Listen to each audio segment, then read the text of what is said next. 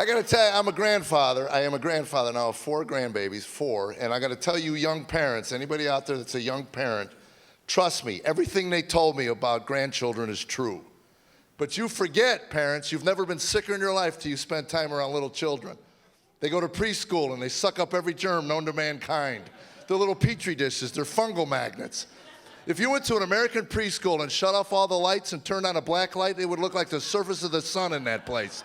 Bubbling, jumping, gurgling, burbling. They give stuff to each other. Give this one to your papa. And she'll wait till I'm sleeping on the couch and crawl on my chest and sit there and stare at me while I'm sleeping. And because of gravity, everything in her mouth is splashing on my face. It's like sleeping under a toxic rain pipe, Kool-Aid, cookie crumbs. As soon as I open an eyeball, Papa, this is from Tommy. Pooh, oh, that's Ebola. I haven't had that one yet. Make sure you thank little Tommy. Another weekend on the commode. I can't wait. And the worst is when they take a drink out of your water. My gosh, they hand it back. You got a 6-course meal floating around the top of it. Well, I think Papa will get a new water. Water shouldn't have 40 grams of fiber in it. But the birthdays are amazing. The birthdays are amazing. We just 4 years old. She just had her 4th birthday. We had it at our house. She got so excited at the sight of the balloons and everything. She knew it was for her. She ran down the hall in a full sprint and then plowed right into a wall. And I only tell you this because after shows, people ask me, what sort of stuff makes you laugh? That would be one of them right there. That's my oldest son's, my grandbabies, my oldest son. We didn't know if we were going to get him. He was in the Army for 6 years. He served 6 years with the 101st Airborne. Thank you. Thank you. So we pick him up at Fort Campbell. We're driving back, and I ask him, I said, what are your plans now that you're out of the Army? He says, well, I was kind of hoping I can move back home while I reacclimate to civilian life. I says, you've earned it. Take all the time you need. Well, 19 months into the acclimating process, Tammy grabs me in the hall and says, how long does it take to acclimate? I said, I don't know. I never had to. She says, go downstairs and find out. So I walk downstairs politely. I ask him, pause the video game. I need your full attention on this one. Mom and I were curious. Did the Army teach you a skill, something you can use to get employment and move out? I want you to understand something, son. We want grandbabies. We've earned the right to have grandbabies. And we worship a God of miracles. We believe out of 3 billion women on this planet, God has chosen one of those women for you. We just don't think she's going to fall through the vent and land in your lap down here in the basement. Call me a cynic, but I don't think it's going to happen. So did you learn anything? He looks at me and says, I can kill you 6 ways with a popsicle stick. All right, you enjoy that video game, my man, and let your mom and I know when you're done acclimating. So I go upstairs, and Tammy says, what'd he say? He said, get rid of those fudgesicles because he's going on a diet. That's what I heard. I'm telling you, it was the food. I was ready to build a trough in the kitchen to feed that boy.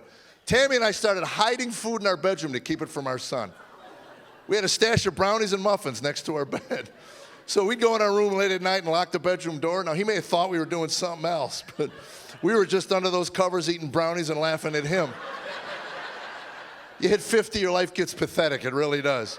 The brownies are here. Woohoo! We'd run down the hall holding hands. Lock the door! Hurry, he's going to smell these and want one. I know, and run. Truth be known, that's all we do in bed anymore anyway, is eat. We bought a select comfort bed. Don't know if you're familiar with that, but each side of the bed has a number. The higher the number, the harder the mattress, lower the number, the softer the mattress. My number is 100 marble slab. Just getting ready for the morgue, folks. Tammy's number's 2. First night she laid on her side of the bed, she literally disappeared from my view. Mattress wrapped around her like a flour tortilla. Poor thing was sleeping in a fajita on her side of the bed. I rolled over to kiss her goodnight. I fell into a ditch. I couldn't get out. I'm laying there. She's like, get off of me. What are you doing over here? Get off of me. By the way, if you're a newlywed, that's the sound of 30 years of love right there. You're on my hair. You haven't shaved. Your breath smells. Stop touching me. Yuck. You guys have been great. God bless you. Thank you. Hey, keep your applause going for one of your own from Greensboro, North Carolina, Mr. Tom Simmons, folks. Thank you. Tom Simmons. Thank you. Yeah, baby. Give it up for Jeff, you guys. Let him know. All right. So let's start like this. You guys care about the world? Right, 8 of you? Perfect, all right. That's actually why I worry about it, right? I have a little boy, so I don't know about you guys, but I'm worried about the future. Name my son Owen, because that's what we figure we're going to be doing for the rest of our lives. Yeah, those things aren't cheap, man. People are like, dude, you got to start saving for his college pronto. That's 30 grand a year minimum, like 30 grand. Well, then he's going to be home college. Yeah. He's going to the North Carolina School of Home College is where he's going. We're going to teach him that money's not important. I love him, right? So I worry about the future for him, and I think he's worried about it too. His favorite new show that he found on Netflix is his survival show, Man vs. Wild. Any of y'all know this show? They take this guy, Bear Grylls, they drop him in some sort of crazy survival situation, and then he lives off his own urine and insects for a week. I walk in the room, the guy's carving a camel open for shelter for the night. I'm just like, Owen, what do you need Man vs. Wild for? You're just a little boy. It's like, I don't know. Something crazy might happen like you're always talking about. She'll teach us how to survive in the wild. Like, dude, you couldn't even survive in this house if mommy didn't get you everything. Seriously, I'm gonna get a camera, we could do boy versus this house. You'll be dead by the end of the weekend. And there is food in the refrigerator right now. Really? You're gonna eat bugs to survive? Cracker, please, okay? You won't even eat a peanut butter and jelly if we don't cut the crust off for you first. He's clueless. I love him, but he's clueless. He's got it made, my son. He doesn't even realize how lucky he's had it as a little boy. All right, first of all, he has a father who believes in nonviolence, which he tests all the time. It's amazing, right? How the whole day can turn around. Everybody's happy, laughter's in the air, and then come on, put his shoes on, let's go. Martin Luther King had kids. He was committed to nonviolence. How did he do it? Like, let's go, put your shoes on or we are marching. They won't eat their vegetables again, Coretta. Grab the picket signs. Here we go, around the kitchen. Eat your peas. Eat your peas. Give peas a chance. Okay. Yeah. Nonviolence is hard, right? It's hard. And if you read about it, right, Martin Luther King, Jesus, Gandhi, they all say the same thing. If you want to see nonviolence and peace in the world, first you have to be it in yourself, right? And then it reflects to you to the rest of the world. So I believe that, and I'm trying it. It's just hard. I was reading about Gandhi, something that stuck with him, with his dad. When he was growing up in nonviolence, he got in a bunch of trouble at school. His dad comes out from meeting with the administrators. He's furious with Gandhi. He's like, all right, Gandhi, obviously, I'm not doing a good enough job as a father. And he punished himself, and he walked the 10 miles back from the school, and that stuck with Gandhi somehow. I'm reading that like, well, I'm not doing that. Yeah, I live like a mile from the school, and I'm not doing that. Yeah. But it stuck with me, right? And he's like 5 or 6, and he's not listening. I'm getting super frustrated. Finally, I'm like, all right, Owen, obviously, your mother is not doing a good enough job. Listen to me. That's not true, obviously. My wife's the best, man. I married the girl of my dreams. She's the coolest. She's funny, too. After my son was born, she goes, I want to get a tattoo of his name on my foot or my ankle, which I think is cool. But I've known my wife a long time. She has no tattoos, so I'm giving her crap like, that's cool, baby, get a tattoo. But I don't see any Tom tattoos on you anywhere. She goes, yeah, I know, but this is our son. This is permanent. Yes. She is hilarious and honest. It's weird, right? It's up to me and my wife to teach my boy about the world, right? He looks to us to teach him about the world, and all I know is I don't know. How am I supposed to explain that to him? Pay attention to me, oh, look at me. Everything Daddy teaches you from here on out might be wrong. So make sure you double check with Mommy, because apparently she knows everything. Closest I've been able to come to a truth, right, reading a bunch of different religions and philosophies, is love, right? Everybody agrees. All the greats agree that the answer is love. All of them. Buddha, Jesus, Einstein, Gandhi, Martin Luther King, Dave Matthews, right? They all say, right, all we got to do is love one another. Just love everybody. And I want to love everybody. I really do. But man, have you met everybody? I haven't even met everybody, and I don't like quite a few of them already. Jesus never sat in traffic. That is my point of view. Yeah. Yeah, it's easy to love your neighbor when he's 3 sheep fields away. Yeah. Like, have you seen Frank? No, I haven't seen him in months. I love that guy. He's great. And I want to love, right? I mean, can y'all love everybody? Yes. I can't even love my friends and family all the time. My wife's the most beautiful angel on this planet, and I can't love her 24/7. Right? Some of y'all are in love in here. You ever be riding together in a car when you're both hungry? Yeah, it's hard to maintain that love the whole time, isn't it? Even if the argument's only going on in your head, it is going on again. Like, where do you want to eat today? Well, I don't care. Anywhere. Cool. How about some Chinese? No, I don't want Chinese. You literally just said anywhere 2 seconds ago. Every day we go through this. Why are you going left? You know perfectly well all the restaurants I go down here on the right. Like, oh man, we should eat an hour ago. I'm getting there. Now you're in this guy's bumper. You know I hate it when you drive this way. Please slow down. You're only doing this to be a jerk. This speeding's already 35. You're going to get another ticket. We can't afford another ticket. Our insurance went up. Why are you parking over here when the shade is clearly over there? It's just lunch! Yes. I get out of the car. I find myself coveting my neighbor's wife. You know, she looks so quiet from a distance. Thank you very much, you guys. Take care of each other. Good night. All right. Tom Simmons, ladies and gentlemen. Tom Simmons. Yes. All right, keep your applause going. All the way from L.A., Mr. Scotty K. What's up, North Carolina? How you guys doing? It is good to be home. I'm from L.A. That's Leeds, Alabama. So, okay, I'll tell you why I look like this, okay? My dad is actually full-blooded Norwegian, okay? My mom is Scotch-Irish, all right? So my middle name is SPF 90. I'm white. Look, I'm so white, what do me and my black friends have in common? Yeah, we ain't going to the beach. Look, the white people are like, did he say that? And the black people are like, that's funny. That's funny. Keeping it real. He's keeping it real. That's how I'm on BET. My dad's a pastor too. I'm a preacher's kid, right? Yeah, and grew up Baptist too. I grew up Baptist. We got any other Baptists in the house tonight? Of course, it's North Carolina. Like, you ever heard of a guy named Billy Graham? Okay. Nothing. Okay. Catholics? Got Catholics here? Any Catholics? Okay, cool. What else? What else we got? Okay, someone said Methodist. Okay, look, Methodist is the same as Baptist. I don't know if, well, the only difference is you guys wave at each other coming out of the liquor store. Okay, so.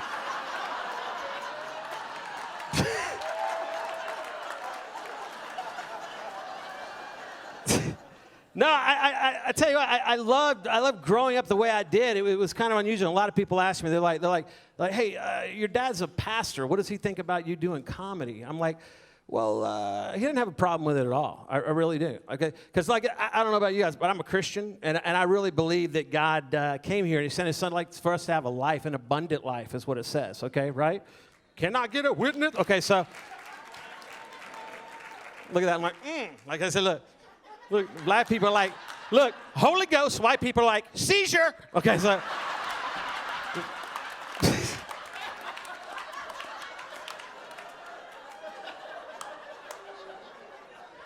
Let's just pray for this section right here.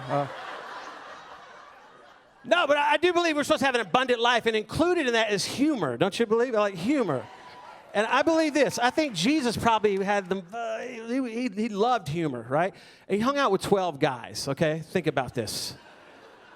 13 men together, you know they were cutting up, having a good time, right? They're like, throw Jesus in the lake. Let's see if he gets wet this time. You know, it...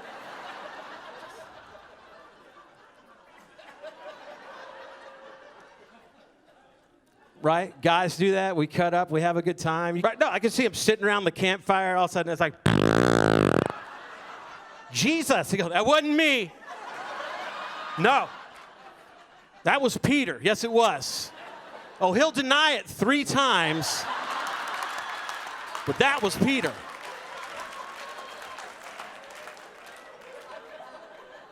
That's a good crowd. Wow, I was going to say, Thomas, you don't believe anything. And Judas, are you going to tell somebody? Right. I'm surprised I made it this long on stage, right? Because I have ADD, all right? I have a thing, it stands for attention. Are we in a warehouse? Right, I have ADD, and I'll say this. It's funny that different generations, like when I talk about that, right? Anyway, who's over 50 years old, right? You guys are like, I didn't exist in my generation. Right? It did, okay? Now, I went to school as a counselor. I used to be a counselor, a therapist, work with kids. And it's funny, I do have ADD, ADHD, and it's squirrel, basically what it is. And I read the medical journal. It just came out with a report. Like, if you're over 50, there's been research. The reason why it didn't exist in your generation is, according to the medical journals that I've read recently, is because your parents had a belt.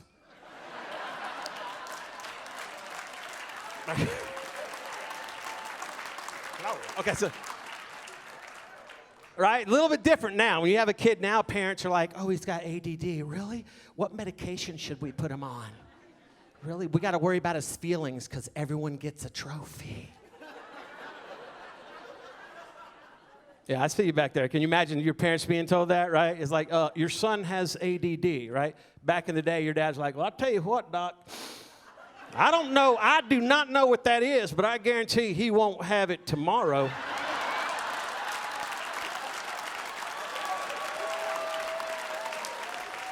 Hey, you guys are awesome. Thanks a lot. I'm Scotty K. Yeah! Scotty K, folks. Scotty K. Yeah. All right, well, no sense in stopping. Let's keep the train moving, man. Welcome to the stage, all the way from Bronx, New York, the Bronx Bomber, Mr. Drew Thomas, ladies and gentlemen. Yeah.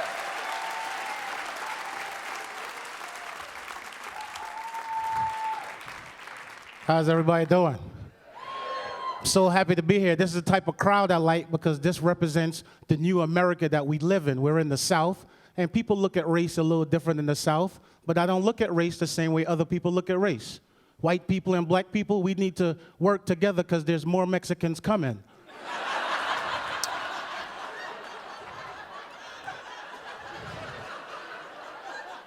And it's up to us to hold the fort down, and we need to work on our relationship and become better friends, is what I'm saying. You sit at home and watch TV, and they always telling you about the hole in the ozone, and I'm like, what about the one in the fence? Who's on that project? Fix the hole in the fence first. So I've learned that you can't watch TV and learn about each other. You got to go to each other's houses and learn from each other's cultures. I like that. I travel around. This is what I do for a living. I got friends from all walks of life, and I'll share with you some of the things that I've observed. White people that have houses with 3 garage doors. That's where you keep your spaceship. A lot of people don't know that. They think it's for golf carts and boats, but that's where you keep your spaceship because you're going to leave Earth and go to another planet, and I'm coming. And I try to tell my black friends all the time, you need white friends with spaceships. White people are cool, but they're only going to take 1 black person per spaceship. And I don't want to be the only black person on the new planet. God forbid somebody's moon rock come up missing. Here we go with this foolishness again.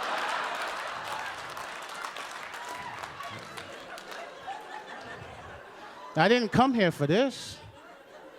And it makes flying stressful because I fly a lot being a comic. I flew in today, and flying is stressful because they don't know the face of terrorism. They make up the rules as they go along.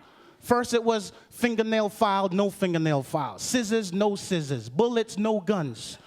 You could only have 3 ounces of lotion. I need more than 3 ounces of lotion. I'm black. And you can't use hotel lotion. This is the worst lotion on the face of the earth. You put it in your hands, it never makes it to your knuckles. Now the new rules, they don't check kids under 12, they don't check older people over 75, but they check me every time I'm flying. I flew in today, I'm coming through security, there's a kid in the line, he was Indian, Arab, Jungle Book, I couldn't tell what he was. And he's wearing these shoes that the kids are wearing that are blinking, but I'm the only one that noticed that the shoes were counting down.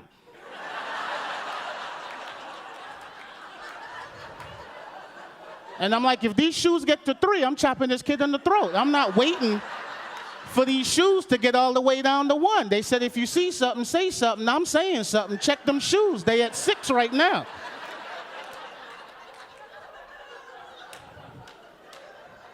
So the kid go through, then the older gentleman go through, then it's my turn. They pull me to the side. They got to do secondary security check.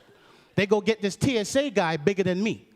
He comes up behind me, puts on the blue rubber gloves, snaps them in my ear as he proceeds to tell me in a low tone, I'm going to take these 2 fingers, I'm going to rub them on your chest, go down to your belly button, put 2 in your waistband, come around to the front, pat you down your leg, come up your other leg, kiss you on the back of your neck.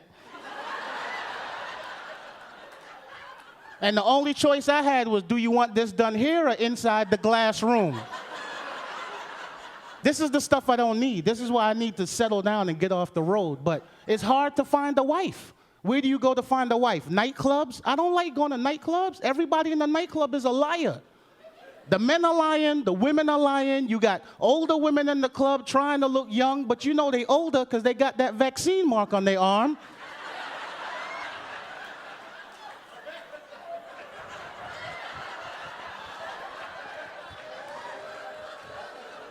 And you are nowhere near 25 with that vaccine mark on your arm. But marriage is scary. It's a major decision. You only want to do it once. And the part that scares me the most about marriage is the fact that men and women don't look at marriage the same way. When women talk about marriage, it's a happy occasion. I'm getting married. I got my ring. I got my colors picked out. I got 4 of my fat friends to stand next to me. It's going to be a beautiful day. No, their dress is ugly. Mine is pretty. But it's not the same for the men. When men talk about marriage with our friends, it sounds like something you get diagnosed with. Did you hear what happened to Charles? No, what? He's getting married. No! I just seen him last week.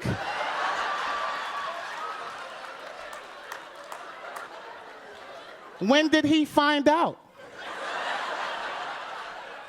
She told him yesterday at dinner.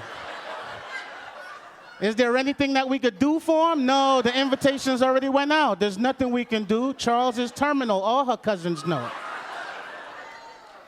But the older I get, I realize in life that you don't want to die alone, and it makes you open-minded. You have to be open-minded to dating people from different races, different religions, different age ranges.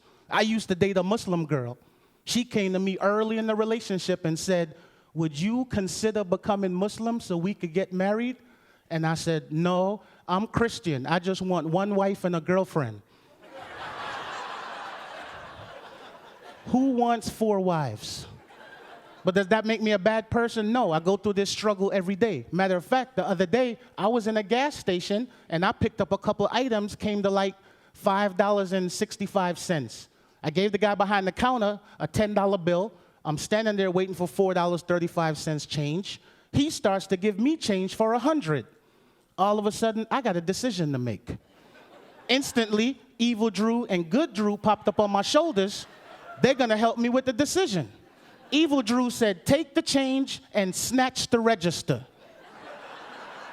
And I'm like, this guy's crazy, get out of here. And Good Drew was like, don't be a fool, just take the change. You guys have been awesome. Thank you so much.